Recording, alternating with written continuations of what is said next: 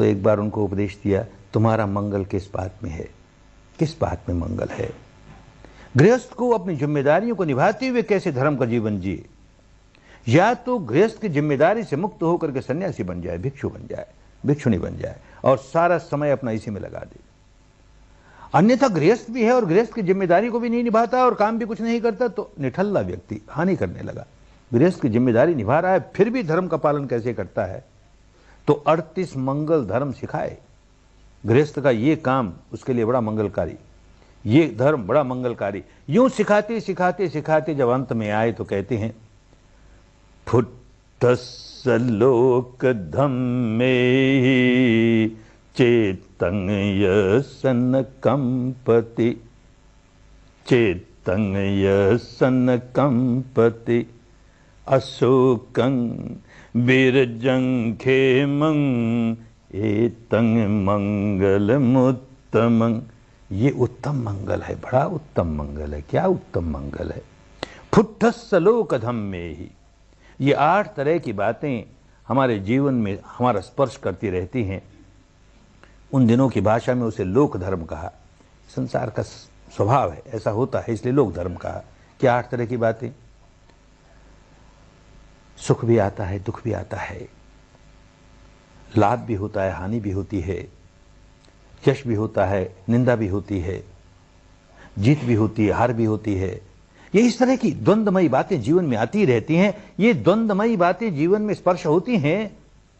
चित्तं यसन कंपति, जिसका चित्त कंपित नहीं होता, उससे अपनी समता नहीं खोता, संतुलन बनाए रखता है, चाहे जो कुछ आए, चाहे जैसा आए। ऐसा समता में रहने वाला व्यक्ति अशोकं, रोता पीटता नहीं, अब उसको शोक नहीं होगा। बिरजंग, नया मैल नहीं चढ़ाएगा, बिल्कुल नहीं चढ़ाएगा। अशोकं विरजंग खेमं, योग क्षेम से परिपूर्ण हो गया। धर्म का आश्रय मिल गया, धर्म की शरण चला गया, अब योगक्षेम ही योगक्षेम। एतं मंगलम उत्तमं, ऐसा उत्तम मंगल हर गृहस्थ प्राप्त कर सकता है।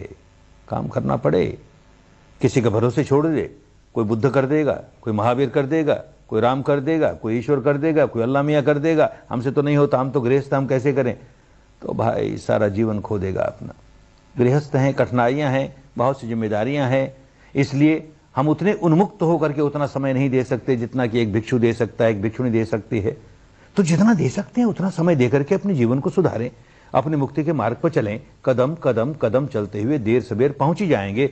बात समझ में आनी चाहिए। तो स्वयं भी सारे जीवन भर खुद भी तो यही किया, समता में कैसे स्थापित रहें, चाहे जैसी अवस्था हो। समता में स्थापित हुए कि नया दुष्कर्म बनाएंगे नहीं, नया संस्कार बनाएंगे नहीं, पुराने उखड़ते जाएंगे, उखड़ते जाएंगे, उखड़ते जाएंगे। आगे चलोगे इसी रास्ते पर बढ़ते बढ़ते खूब समझ में आएगा, खूब समझ में आएगा। आग लगी है, ईंधन पड़ा है और आग लगी है उसमें, हम उसमें नया नया ईंधन डालते चले जाएंगे तो जो नया ईंधन डाला वो जलेगा। पुराना ईंधन का ढेर तो ऐसे ही पड़ा है, नया जला जा रहा है और डाले जा रहे हैं, वो अंत कैसे आएगा उसका। हम नया ईंधन डालना बंद कर दें तो आग तो जला देगी, जितना ईंधन पड़ा है उसे जला देगी, सारा जलावन जल गया, छुटकारा हो गया, आग अपने आप बुझ जाएगी। हम नया नया दिए जाएंगे तो कैसे छुटकारा होगा। इतनी सरल सी बात है, लेकिन नहीं समझेंगे बुद्धि से, अनुभव से खूब समझ में आने लगेगा, खूब समझ में आने लगा इस रास्ते चलते चलते। जीवन धारा क्या है, शरीर की धारा, ये परमाणुओं की धारा, एक नष्ट होता है दूसरा पैदा होता है, उसकी एक संतति है, एक संतान है, एक धारा है, चले जा रही है। ऐसे चित्त की धारा, एक नष्ट होती है दूसरी आती है, एक नष्ट, ये चित्त की धारा, ये शरीर और चित्त की मिली जुली धारा, ये जीवन धारा। कैसे चलती है जीवन धारा। इसे कोई आहार मिलना चाहिए, आहार मिलती है तो चलती है। शरीर की भौतिक धारा को भौतिक आहार मिलना चाहिए तो चलेगी, नहीं तो बंद हो जाएगी। ऐसे चित्त की धारा को चैतसिक आहार मिलना चाहिए, नहीं तो बंद हो जाएगी। एक उदाहरण से समझें, ये शरीर की धारा, इसको शरीर का आहार भौतिक आहार मिलना ही चाहिए।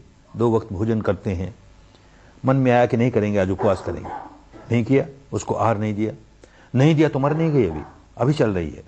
2 दिन नहीं दिया, 1 महीने नहीं दिया, 2 महीने नहीं दिया, उपवास करते ही गए, 2 महीने 3 महीने 4 महीने, फिर आगे जाकर तो मरी गई, शरीर मरी गया। तो क्या हुआ भाई, जब आहार नहीं दिया तो ये शरीर धारा कैसे चली इतने दिनों तक, कैसे चली। पुराना आहार भीतर पड़ा है ना, पहले जो भौतिक आहार दे रखा था वो चर्बी वर्बी के रूप में भीतर है, अब उसे खाया जा रहा है और उसी के सहारे ये शरीर की धारा चल रही है, वो भी समाप्त हो गया, बात ही खत्म हो गई, धारा समाप्त हो गई। ठीक इसी प्रकार चित्त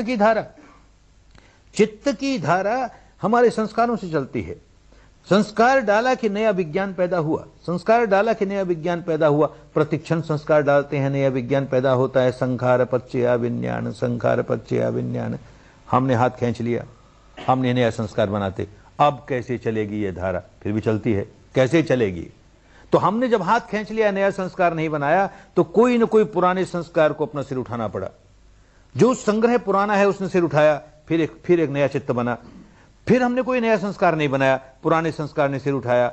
इस प्रकार उपज्जित्वा निरुज्झन्ति, उपज्जित्वा निरुज्झन्ति, एक पर एक संस्कार सिर उठाते हैं, नष्ट होता है, नष्ट होता है।